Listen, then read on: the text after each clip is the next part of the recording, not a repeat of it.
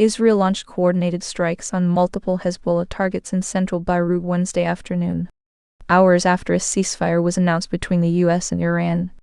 The Lebanese health ministry reported dozens killed and hundreds injured as the attack hit dense commercial and residential areas. This causes widespread panic among civilians.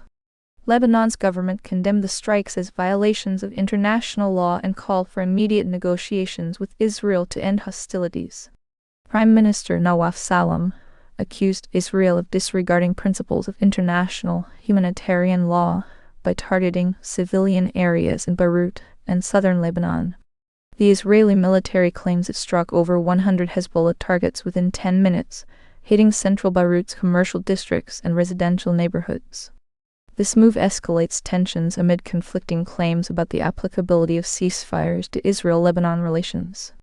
The strikes highlight ongoing geopolitical conflicts in the region and their severe impacts on civilian populations. More than 1 million people have been displaced due to ongoing conflicts between Israel and Hezbollah, with many living in tents or displacement camps along Beirut's waterfront. These communities now face renewed uncertainty and despair as they await further developments from both sides involved in the conflict. Long Island architect Rex Heuermann entered guilty pleas on Wednesday for 7 murders in a case known as the Gilgo beach killings. In court, he admitted to an 8th unsolved murder and detailed his crimes over a 17-year period. Heuermann, 62, strangled his victims before burying their bodies in remote locations including Gilgo Beach Highway. DNA evidence from a discarded pizza crust was crucial in cracking the case that had puzzled investigators for years. The guilty pleas bring closure to a complex investigation that involved numerous law enforcement agencies and community support over the decades. Family members of the victims were present at the hearing, some visibly emotional as details of the crimes came to light. With this admission, Heuermann faces life in prison without parole. District Attorney Ray Tierney will hold a news conference later today with additional updates on next steps for the case and its impact on those involved. The plea concludes one of the most notorious unsolved mysteries in recent Long Island history. This offers some measure of resolution to families who have waited years for justice. President Donald Trump announced Wednesday that the U.S. will collaborate with Iran to remove and dispose of buried, enriched uranium. This announcement comes in the wake of joint U.S.-Israeli military strikes last summer targeting Iranian nuclear facilities. The statement marks a potential shift in diplomatic efforts between the two nations, following an initial ceasefire proposal from Iran. President Trump noted the possibility of offering tariff and sanctions relief to Iran if cooperation on removing the enriched uranium is achieved. Iran has yet to confirm its willingness to participate in this initiative. The exact process and logistics for retrieving the buried material are not fully confirmed by multiple sources.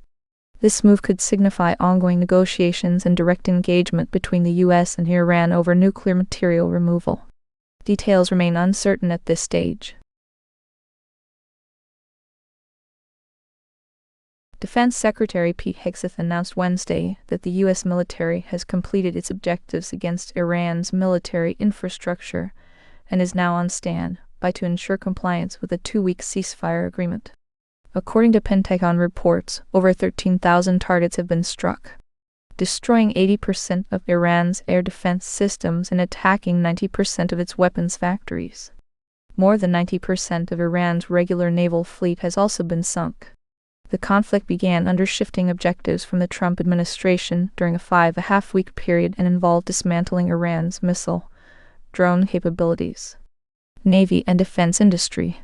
Defense Secretary Hegseth stated that the U.S. military now stands ready to resume strikes if necessary to enforce compliance with the ceasefire terms. Hegseth praised the bravery of U.S. forces in the operation, which he claims has significantly hobbled Iran's regime. However, the status of Iran's reaction and specific details about any handover of nuclear materials remain unconfirmed at this time.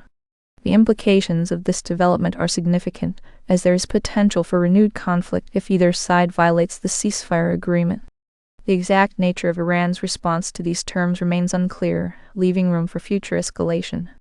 With the U.S. military now on standby, attention turns to diplomatic efforts and compliance monitoring in the coming weeks.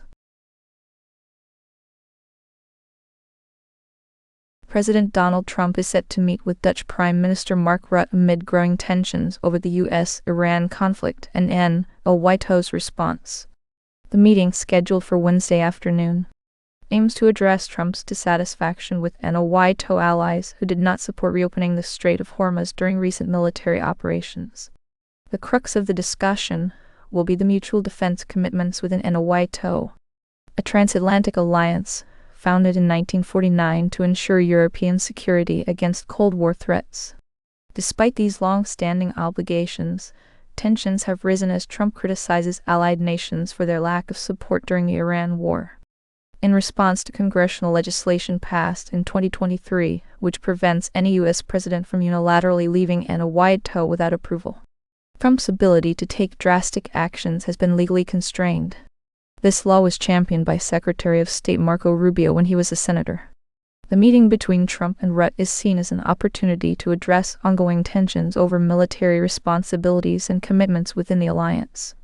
With Congress blocking unilateral withdrawal from NATO, the immediate significance lies in how this diplomatic engagement will shape future U.S. and NATO relations and security policies in Europe.